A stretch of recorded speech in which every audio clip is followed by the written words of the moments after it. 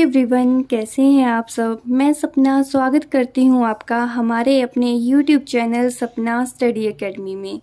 आज हम पढ़ेंगे न्यू सिलेबस के अकॉर्डिंग एनसीईआरटी क्लास 10 ज्योग्राफी का chapter number 2 forest and wild life resources. पहले चैप्टर स्टार्ट करने से पहले हम ये समझ लेते हैं कि टाइटल का मीनिंग क्या है। तो टाइटल है फॉरेस्ट एंड वाइल्ड लाइफ, ठीक है। इसमें हम क्या पढ़ेंगे, जंगल और जंगली जानवरों के बारे में पढ़ेंगे। तो जैसा कि आप लोग जानते हैं कि हमारी अर्थ पे हमें तरह तरह की लाइफ देखने को मिलती है। जैसे हम ह्यूमन बीइंग हैं, एनिमल्स हैं, बर्ड्स हैं, प्लांट्स हैं। इट मीन्स हमें डिफरेंट टाइप ऑफ लाइफ यहाँ पे देखने को मिलती है। तो इस चीज को हम कहते हैं बायोडाइवर्सिटी। बायोडाइवर्सिटी में ही टर्म आती है flora and fauna. Flora mean all plant species, ठीक है। जितनी भी प्लांट स्पीसीज होती हैं वो फ्लोरा के अंडर आती हैं। अब हम इसे याद कैसे कर सकते हैं, जैसे फ्लोरा की अगर आप स्पेलिंग देखेंगे FLO, ठीक है। FLO मतलब क्या हो गया, फ्लावर हो गया, जितने भी प्लांट स्पीसीज हैं। और दूसरा है fauna, all animal species. FA लिखा हुआ है, A फॉर एनिमल्स, ठीक है। FLO मीन्स यहाँ पे प्लांट स्पीसीज आ जाएंगी और FA मतलब जितनी भी एनिमल स्पीसीज हैं वो आती हैं फौना के अंडर।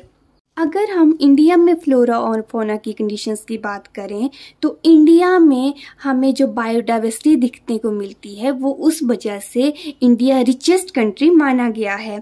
यहाँ तक भी कहा जाता है कि ट्वाइस और थ्राइस नंबर्स तो अभी तक डिस्कवरी ही नहीं हुए हैं। और जो बायोडाइवर्सिटी है हमारी लाइफ में बहुत ही यूजफुल है। जैसे हमें फूड मिलता है, मेडिसिन मिल रही हैं, रॉ मटेरियल मिल रहे हैं, तो ये सब हम किससे मिल रहे हैं, फ्लोरा एंड फौना से। अभी फ्लोरा एंड फौना हमारी लाइफ में बहुत ही यूजफुल है, जिस वजह से हम ह्यूमन बींग्स का लालच भी धीरे धीरे इंक्रीज होते जा रहा है।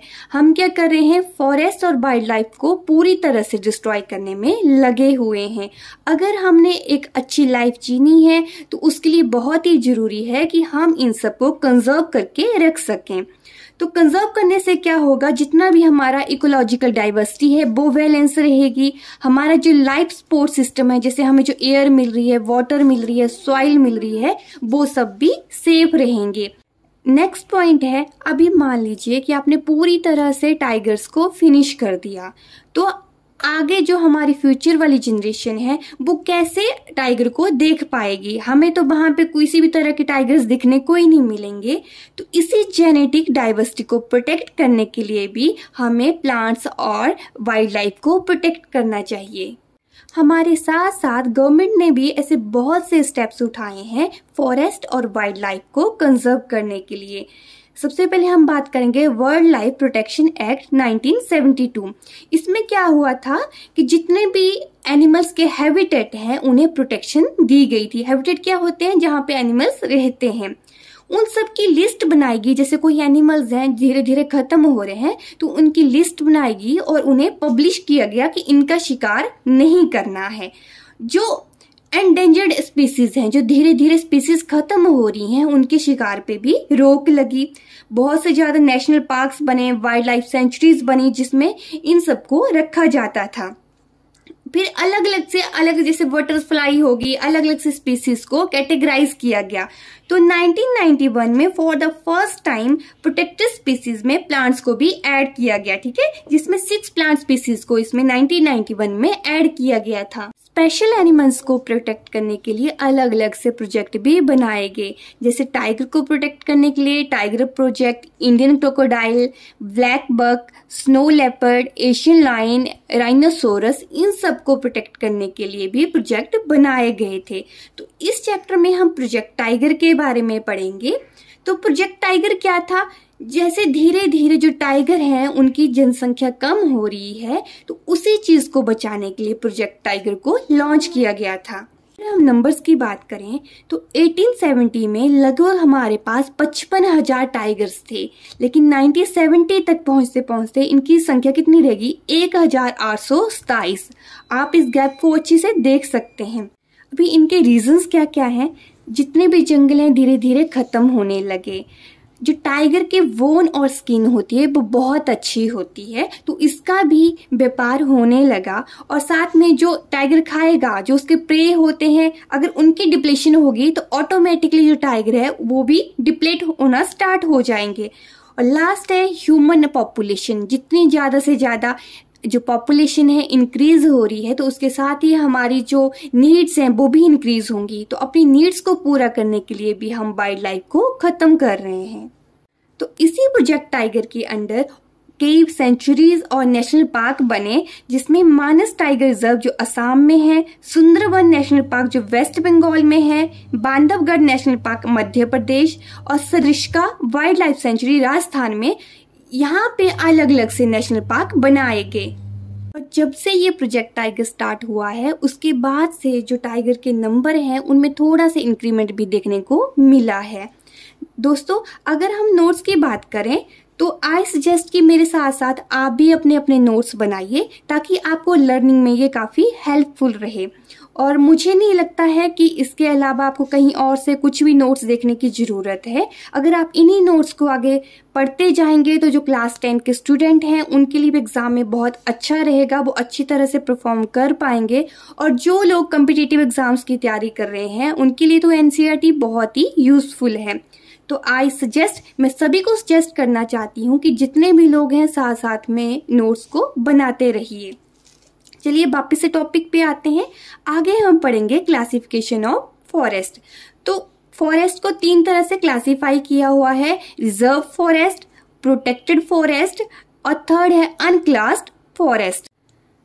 रिजर्व फॉरेस्ट जो होते हैं वो ओन और मैनेज होते हैं गवर्नमेंट के द्वारा, मतलब इनके अधिकार भी गवर्नमेंट का ही होता है और मैनेज भी कौन करता है, गवर्नमेंट ही मैनेज करती है।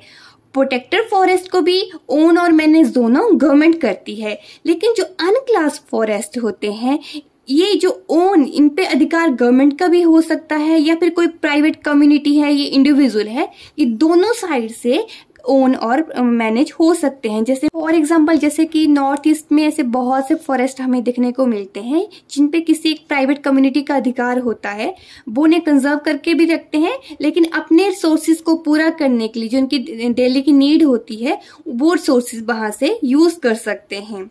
रिजर्व फॉरेस्ट क्या है, more than half of total forest, ठीक है, more than half of total forest क्या होते हैं, रिजर्व फोर्सेज।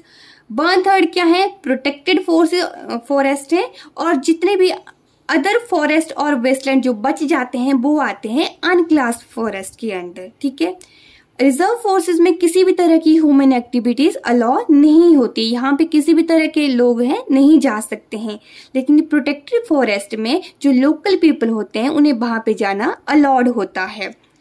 अनक्लास्ड फॉरेस्ट में ऑल ह्यूमन एक्टिविटीज अलाउ करते हैं, ठीक है। वहां पे लोग जाते हैं, वहां पे अपनी नीड्स को पूरा करते हैं, जैसे उन्हें थोड़ी बहुत लकड़ी चाहिए होती है, लेकिन गवर्नमेंट इस चीज का भी ध्यान रखती है कि अपनी नीड्स को पूरा करने में इंसान कहीं बहुत ज्यादा नुकसान तो इन जंगलों को नहीं पहुंचा रहा है। रिजर्व फॉरेस्ट कहाँ कहाँ दिखने को मिलते हैं, जे&के, वेस्ट बंगाल, उत्तराखंड। प्रोटेक्टेड हमें दिखने को मिलेंगे राजस्थान, बिहार, पंजाब। अनक्लास हमें दिखने को मिलते हैं नॉर्थ ईस्ट स्टेट्स में और गुजरात के कुछ पार्ट्स में। रिजर्व फॉरेस्ट और प्रोटेक्टेड फॉरेस्ट, इन दोनों को कंबाइंड फॉर्म में हम बोलते हैं परमानेंट फॉरेस्ट। सबसे ज्यादा परमानेंट फॉरेस्ट हमें दिखने को मिलते हैं मध्य प्रदेश में, और मध्य प्रदेश में जितने भी फॉरेस्ट हैं उनका 75% परमानेंट फॉरेस्ट है। गवर्नमेंट के साथ साथ ऐसी बहुत सी कम्युनिटीज हैं जिन्होंने भी इन फॉरेस्ट और एनिमल्स को प्रोटेक्ट करने में बहुत ही अपना योगदान दिया हुआ है। जैसे कि सबसे पहले अगर हम बात करें सरिस्का टाइगर रिजर्व की, जो कि राजस्थान में है, तो वहां पे लोगों ने माइनिंग के खिलाफ अपनी आवाज उठाई थी। माइनिंग क्या है, जैसे आप लोगों ने केजीएफ मूवी देखी है, पूरी की पूरी मूवी में क्या हो रहा है, वहां पे माइनिंग हो रही है, ठीक है। वहां से जो रिसोर्सेज निकल रहे हैं, वहां पे पूरा माफिया चला हुआ है। तो वैसे ही क्या हुआ था, यहाँ पे राजस्थान में माइनिंग के ऑर्डर्स आए हुए थे, लेकिन जो वहां के गांव वाले हैं उन्होंने माइनिंग के खिलाफ अपनी आवाज उठाई थी, प्रोटेस्ट किया था, तो इन ऑर्डर्स को कैंसिल कर दिया था। इस वजह से उन्होंने अपने फॉरेस्ट को सेव किया। सेकंड है अलवर डिस्ट्रिक्ट ऑफ राजस्थान। दूसरी बात भी राजस्थान की है। यहाँ पे क्या किया, जो आसपास के जो 5 गांव थे, सभी लोगों ने उनके फॉरेस्ट का 1200 हेक्टेयर एरिया को का नाम दे दिया भैरवदेव डाकब सेंचुरी। ठीक है, इसमें उन्होंने खुद के रूल्स बनाए, जैसे बोला कि कोई हंटिंग इनमें नहीं होगी, इनका डिफॉरेस्टेशन नहीं होगा, मतलब अलग अलग से रूल इन्होंने बनाए और उसी वजह से ये वहां की वाइल्ड लाइफ को भी कंजर्व कर रहे हैं और साथ ही साथ क्या कर रहे हैं, फॉरेस्ट को भी कंजर्व कर रहे हैं। थर्ड है चिपको मूवमेंट, जिसे हम चिपको आंदोलन भी कहते हैं। ये हमने काफी फेमस रहा है, बहुत से लोगों ने इसके बारे में सुना होगा। तो इसमें पेड़ों को बचाने के लिए वहां के लोग पेड़ों के साथ ही चिपक गए थे और वो तब तक चिपके रहे थे जब तक कि वहां से ऑर्डर कैंसिल नहीं हुए थे। ठीक है, और इसके साथ ही उन्होंने पेड़ों को बचाया ही नहीं बल्कि बहुत से खुद के पेड़ उगाए भी। लास्ट है बीच बचाओ आंदोलन। ये हुआ था टेहरी डिस्ट्रिक्ट इन उत्तराखंड। इसमें मेनली फार्मर्स और जितने भी सोशल एक्टिविस्ट होते हैं उन्होंने पार्टिसिपेट किया हुआ था। इनका मेन मोटिव ये था कि हमें केमिकल्स का क्रॉप प्रोडक्शन में कम से कम यूज करना चाहिए। इट मीन्स ये मेनली ऑर्गेनिक फार्मिंग पे ऊपर बल दे रहे थे। कुछ स्टेप्स थे जो कम्युनिटीज ने उठाए थे। ये बात तो मानने वाली है कि चाहे गवर्नमेंट है, कोई कम्युनिटी है या फिर कोई हम इंडिविजुअल हैं, सबको पता है कि जो फॉरेस्ट है वो हमारा फ्यूचर है। अगर फॉरेस्ट ही नहीं रहेंगे तो हमारा फ्यूचर भी नहीं रहेगा। इसी चीज को मद्देनजर रखते हुए एक मैनेजमेंट तैयार किया गया जिसे हम कहते हैं ज्वाइंट फॉरेस्ट मैनेजमेंट, जिसमें गवर्नमेंट और कम्युनिटी एक साथ में आए। ठीक है, तो गवर्नमेंट ने क्या किया, कुछ फॉरेस्ट को कम्युनिटी के अंडर दे दिया। ठीक है, कुछ फॉरेस्ट ऐसे दिए जिनकी पूरी की पूरी रिस्पॉन्सिबिलिटी कम्युनिटी के ऊपर दे दी और उन्हें बोला कि इसके बदले में आप जितने भी फॉरेस्ट के रिसोर्सेज हैं आप उनका यूज कर सकते हैं। इसका दोनों का ये काफी प्रॉफिट हुआ। गवर्नमेंट के जो फॉरेस्ट है उनका भी मैनेजमेंट अच्छे से हो गया और जो कम्युनिटी है उनका भी जो डेली लाइफ में जो नीड्स हैं वो भी पूरी होने लगी। ठीक है, तो ये सबके लिए अच्छा सक्सेसफुल रहा। इनका शुरुआत कब से हुई थी, तो 1988 में ये स्टार्ट हुआ था जब उड़ीसा ने फर्स्ट रेजुलेशन पास किया था जेएफएम का। ठीक है, जेएफएम मतलब ज्वाइंट फॉरेस्ट मैनेजमेंट। इस चैप्टर का लास्ट टॉपिक है सेक्रेड ग्रुप्स, ऐसे वन जिनकी हम पूजा करते हैं। मैं आपको एग्जांपल से समझाती हूँ। जैसे पीपल हो गया, बरगद हो गया, इनकी हम क्या करते हैं, पूजा करते हैं।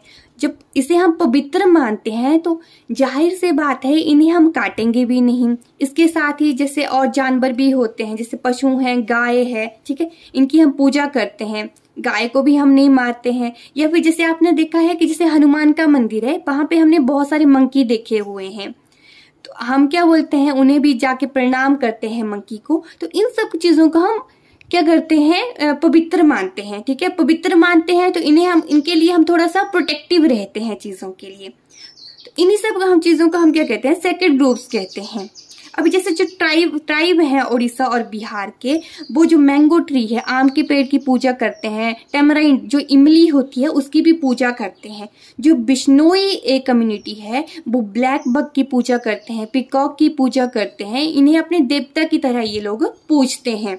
और भी बहुत से एग्जाम्पल्स होते हैं जिनकी लोग पूजा करते हैं, उन्हें देवी देवताओं की तरह पूजते हैं साथ में। तो इनके कंजर्वेशन का एक और रीजन है, वो है हमारी धार्मिक भावनाएं। ठीक है, इस वजह से भी बहुत से फॉरेस्ट और वाइल्ड लाइफ अभी तक बचे हुए हैं।